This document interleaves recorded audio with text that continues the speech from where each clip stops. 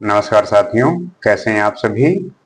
उम्मीद करते हैं कि आप स्वस्थ होंगे, प्रसन्न होंगे, आनंदित होंगे और अपने जीवन में अपने समय को बड़े सदुपयोग में और उसका सही तरीके से इस्तेमाल करते हुए अपने जीवन में जो भी चुनौतियां हैं उनको टैकल करते हुए इस जीवन का जो दूसरा नाम संघर्ष है उससे न घबराते हुए आगे बढ़ रहे होंगे।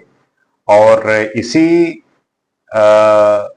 जर्नी में, इसी यात्रा में हम आप साथ चलते हुए कुछ अच्छे मूल्य सीखेंगे, अपने जीवन का जो उद्देश्य है उसको सही साबित करने का प्रयास करेंगे। क्योंकि हर एक मनुष्य की ये उद्देश्य होना चाहिए कि उसे अपने जीवन में जितना हो सके अपने समय का सदुपयोग करते हुए अच्छे विचारों को और अच्छे मूल्यों को स्थापित करे, उसे प्रचार करे, विस्तार करे। चाणक्य की नीतियों को लेके, विचार को लेके जैसा कि हम बात करते रहते हैं, उसी में हम आगे आज समझते हैं और जानते हैं कि चाणक्य ने अपने विचारों से हमें कितना प्रभावित किया है और उनके विचार अगर हम अपने जीवन में अपनाएं तो उससे हमें कितनी संतुष्टि, कितना फायदा और उसका कितना प्रभाव पड़ता है। आगे देखते हैं।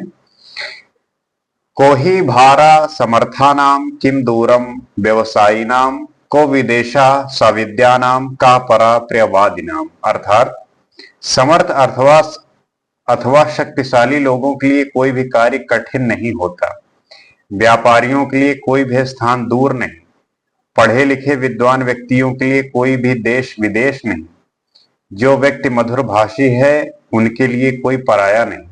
वाह, क्या बात कही है। उन्होंने लिखा कि जो लोग शक्तिशाली हैं अर्थात जिनमें सामर्थ्य है, उनके लिए कोई भी काम पूरा कर लेना कठिन नहीं होता। जाहिर सी बात है, जो शक्तिशाली है, बल से है, पद से है, सामर्थ्यवान है, उसके लिए कोई भी काम मुश्किल नहीं होता। क्योंकि जब आपके पास वो ताकत होती है, वो क्षमता होती है काम करने की, तब आप किसी भी काम को बड़ी सहजता से और बड़े आराम से कर लेते हैं। उसमें आपको गिड़गिड़ाना नहीं पड़ता, किसी के सामने भीख नहीं मांगनी पड़ती। You are too capable of that, you can do what you want, so be powerful. And अगर आप पावरफुल होंगे तो आपके लिए सारे काम आसान खुद ब खुद हो जाएंगे। आगे क्या है। वे प्रत्येक कार्य को सरलता पूर्वक कर लेते हैं। व्यापारी लोग अपने व्यापार की वृद्धि के लिए दूर दूर के देशों में जाते हैं, उनके लिए कोई भी स्थान दूर नहीं। क्या बात है, सही। अगर आपको व्यापार करना है, ट्रेड करना है, तो आपको दूसरे देशों में जाना, दूसरे राज्य में जाना, दूर दूर तक यात्रा करना, वो फिर आपके लिए जरूरी हो जाता है। फिर आपको वहां पे ट्रेवल का ये नहीं सोचना चाहिए कि फिर आप अगर यात्रा नहीं करेंगे, आप दूर नहीं जाएंगे, तो आपका जो प्रोडक्ट है, आप जो बेचना चाहते हैं, खरीदना चाहते हैं, उसमें आ, फिर वो बात नहीं बनेगी, काम नहीं बनेगी। तो व्यापारियों के लिए कोई भी दूर कहीं भी दूर जाना, कहीं भी किसी भी देश जाना, वो सब छोटी बात होती है, कोई बड़ी बात नहीं होती। और विद्वान व्यक्ति के लिए कोई भी देश परदेश नहीं, वो जहां भी जाएगा उसका विद्वता के कारण वहां भी सम्मान होगा। और जो व्यक्ति विद्वान है, जो विवेकी है, जो प्रतिभा से भरा हुआ है, उसके लिए कोई भी जगह विदेश नहीं है। क्योंकि वो जहां जाएगा उसके विद्या की, उसके गुण की पूजा होगी, उसकी उस स्किल की हमेशा उसकी तवज्जो दिया जाएगा, उस पे उसकी हमेशा जो है उस बात की रिस्पेक्ट की जाएगी। तो उसके लिए भी वो स्थान जो है आसान बन जाता है, उसमें किसी तरीके की कोई कमी नहीं होती। वो स्थान उसके लिए पूर्ण है, उसके लिए सारा जहां एक जैसा है। क्योंकि जो जैसा जहां पे है वो कहीं भी रहेगा, अगर उसके पास विद्या है, अगर वो गुणवान है। इसी प्रकार मधुर भाषण करने वाला व्यक्ति पराये लोगों को भी अपना बना लेता है। उसके लिए पराया कोई भी नहीं होता, सब उसके अपने ही हो जाते हैं। और जिसकी वाणी बड़ी मधुर है, बड़ी प्यारी है, जो बात बहुत अच्छा करता है, क्योंकि आप देखते होंगे बहुत सारे लोग ऐसे होंगे जो आप जिनका व्यवहार बहुत अच्छा होता है, जिनका व्यवहार बड़ा मिलनसार होता है, उन्हें आप अक्सर देखेंगे कि उनके पास ना होते हुए भी वो सभी के साथ खुश रहते हैं। लोग उन्हें भी पसंद करते हैं क्योंकि उनमें वो क्वालिटीज है, उसमें उनमें वो बात करने की शैली, उनमें वो बोलने का जो प्रिय भाव है वो हमेशा विद्यमान रहता है, एक प्रेम सा रहता है। तो ऐसे लोग के लिए कोई पराया नहीं होता, क्योंकि वो किसी के साथ जब बात करते हैं वो उनका स्वभाव होता है, वो वैसे ही बात करते हैं। तो ये बड़ी सुखद और अच्छी बात होती है। आगे देखते हैं, एका न एके ना अपि सुवृक्षेण पुष्पितेन सुगंधिनः वासितम तद्वनम सर्वम सुपुत्रेण कुलम तथा। अर्थात जिस प्रकार सुगंधित फूलों से लदा हुआ एक ही वृक्ष सारे जंगल को सुगंध से भर देता है, उसी प्रकार सुपुत्र से सारे वंश की शोभा बढ़ती है, प्रशंसा होती है। क्या बात है। यहाँ पे कह रहे हैं चाणक्य की बहुत से लोगों के बहुत से पुत्र अथवा संतानें होती है, परंतु उनकी अधिकता के कारण परिवार का सम्मान नहीं बढ़ता। कुल का सम्मान बढ़ाने के लिए एक ही सद्गुणी पुत्र काफी होता है। धृतराष्ट्र के 100 पुत्रों में एक भी ऐसा नहीं निकला जिसे सम्मान से स्मरण किया जाता हो। ऐसे 100 पुत्रों से क्या लाभ। यहाँ पे इस बात का जिक्र कर रहे हैं कि अगर आपके एक भी योग्य पुत्र उत्पन्न होगा, पुत्र या पुत्री कोई भी, तो गुणी है, उसके पास ऐसी क्वालिटीज हैं जिससे आपके कुल की मर्यादा, आपके कुल की प्रशंसा, शोभा बढ़े। वो जहां भी जाए उसकी प्रशंसा हो, आदर हो। तब वो वैसा ही है जैसे कि किसी जंगल में लगा हुआ वृक्ष है और अपने सुगंधित से पूरे जंगल को महका रहा है।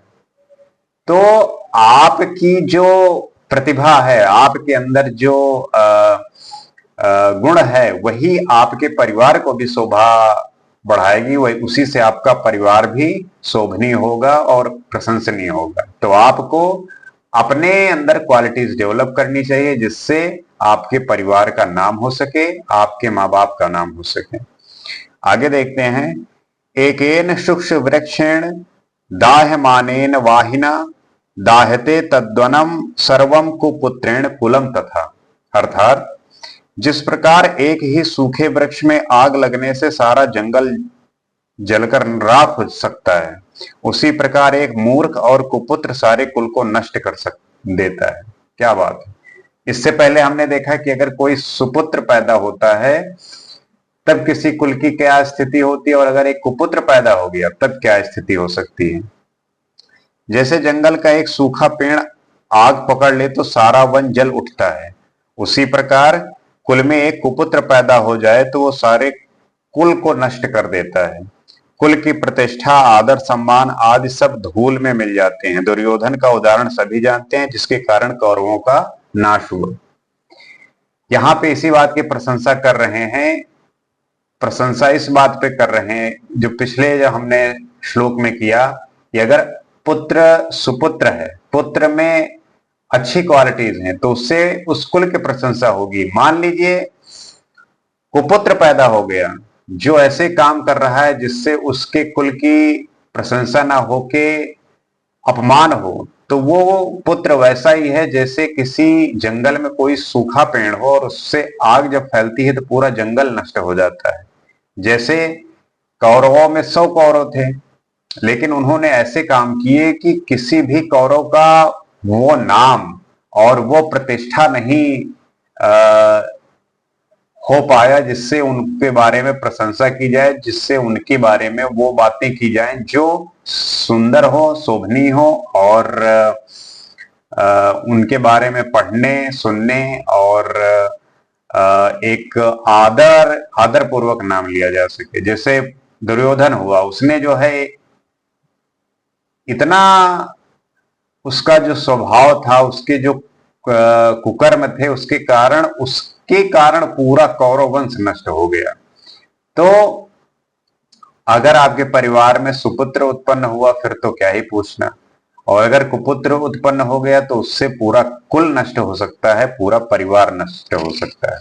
तो अपने बच्चों को बहुत अच्छी शिक्षा देनी चाहिए। अगर आपके अंदर भी ऐसे कोई अवगुण हो तो उसको जितनी जल्दी हो सके दूर करने का प्रयास करना चाहिए। आगे देखते हैं। एकेन अपि सुपुत्रेण विद्यायुक्तेन साधूनाम आह्लादितम कुलम सर्वम यथा चंद्रेण शर्वरी। अर्थात एक ही पुत्र यदि विद्वान और अच्छे स्वभाव वाला हो तो उससे परिवार को उसी प्रकार खुशी होती है जिस प्रकार एक चंद्रमा के उत्पन्न होने पर काली रात चांदनी से खिल उठती है। उस वही बात आगे जिक्र कर रहे हैं कि अगर परिवार में विद्वान उत्पन्न हो गया कोई, यह आवश्यक नहीं कि परिवार में यदि बहुत सी संतानें हैं तो वो परिवार सुखी माना जाएगा। अनेक संतानों के होने पर यदि उनमें विद्वान और सदाचारी नहीं तो सारा परिवार कैसे आनंदित हो सकता है। इसीलिए चाणक्य कहते हैं कि बहुत से मूर्ख पुत्रों और संतान के अपेक्षा एक ही विद्वान और सदाचारी पुत्र से परिवार को उसी प्रकार प्रसन्नता मिलती है जैसे चांद के निकलने पर काली रात चांद के प्रकाश से जगमगा उठती है। कितना भी अंधेरा हो लेकिन जब चंद्रमा खिलता है तो पूरा अंधियारा मिट जाता है। उसी प्रकार जब एक संतान गुणी विद्वान उत्पन्न होता है तो उससे जितने भी कष्ट होते हैं, जितने भी अपमान की बातें होती हैं या आपके परिवार को किसी तरीके की अपमान झेलना पड़ा हो तो उससे जो है वो आपको बहुत सुख प्रदान करता है। वो जो गुणी पुत्र है उसके प्रभाव से पूरा परिवार जो है सुख भोगता है और पूरे परिवार की प्रशंसा होती है। तो आपके गुणी और ना गुणी होने के ये फर्क होते हैं कि आपका और आपके परिवार का कितना ज्यादा असर होता है, कितना ज्यादा उन पे असर पड़ता है। तो आप जो है अपने अंदर वो क्वालिटीज डेवलप कीजिए, वो गुण उत्पन्न करिए, पढ़ाई करिए और ऐसा बनिए जिससे समाज को आपके द्वारा लाभ मिल सके, आप समाज को हेल्प कर सकें, आप समाज की मदद कर सकें। क्योंकि इस जीवन का उद्देश्य सिर्फ खुद की पूर्ति के लिए नहीं है बल्कि आप अपने जीवन को सार्थक बनाने का प्रयास करिए। इस सार्थकता में अपने आप को झोंक दीजिए और जब अपने आप को झोंकेंगे तब आप ये पाएंगे कि जो आप कर सकते हैं, जो आपके अंदर क्षमता है, जो कैपेबिलिटी है वो बहुत है। आप अपने शक्तियों को पहचान नहीं रहे हैं। आप अपने अंदर की शक्तियों को पहचानिए और उन पे खरा उतरने का प्रयास करिए। उसी के माध्यम से आप अपने जीवन में और दूसरों के जीवन में भी अच्छा कर सकेंगे। तो चाणक्य की जो नीति है, चाणक्य के जो विचार हैं वो आज के भी समय में भी उतने ही कारगर, उतने ही प्रभावी हैं। अगर हम भी उनके विचारों को अपने जीवन में अपनाएं, उनके विचारों पर चलें, तब इस समाज में वो जो नीति के प्रमाण है उसको हम प्रस्तुत कर सकते हैं। नीति की जो बातें हैं, जो एथिक्स की बातें हैं, उन सब को लेते हुए, उन सब को करते हुए हम आगे जब बढ़ेंगे तभी इस समाज में एक अच्छे और संपन्न लोगों का और गुणी लोगों का प्रभुत्व होगा और उन्हीं के माध्यम से हम सही रास्ते पे चलते हुए सही दिशा में एक सही गंतव्य तक पहुंचेंगे। उम्मीद करते हैं कि ये सारे विचार को आप मंथन करेंगे, विचार करेंगे और जो भी इन सब बातों से अनभिज्ञ हैं उन तक पहुंचाएंगे, उन तक ये सारी बातें पहुंचाने का प्रयास करेंगे जिससे वो भी इन सब बातों को जाने, इन सब बातों को अपने जीवन में अपनाने का प्रयास करें। क्योंकि इन्हीं सब विचारों से, इन्हीं सब थॉट प्रोसेस से आप अच्छा कर सकते हैं और आपके जब विचार बदलेंगे तब परिवर्तन जरूर होगा। क्योंकि आज के समाज में जिस तरीके से चीजें बदल रही हैं बिल्कुल तेजी से, उसमें इसकी बहुत जरूरत है। तो उम्मीद करते हैं कि बात समझे होंगे और इसी तरीके से हम इन सब बातों को आपके सामने प्रस्तुत करते रहेंगे। और उम्मीद करते हैं कि आज का जो समय था और इस वीडियो के माध्यम से जो आपने समय दिया उसको मैंने जस्टिफाई किया होगा। और इसी तरीके से हम आप मिलकर अपने विचारों का आदान प्रदान करते हुए अपने तरीके से अपना जो एक योगदान है समाज के लिए, अपना जो एक उत्तरदायित्व है समाज के लिए, उसमें हम अपनी भूमिका निभाने का प्रयास करेंगे। और हमारे आपके ही द्वारा किए गए इस प्रयास से ही एक अच्छे और सुंदर युग का निर्माण होगा। उसमें हम आपकी छोटी सी आहुति होगी जिससे हम अपना कुछ कंट्रीब्यूशन देते हुए अच्छा कर सकेंगे। आज के लिए इतना ही। आपसे फिर जल्द मुलाकात होगी। नमस्कार।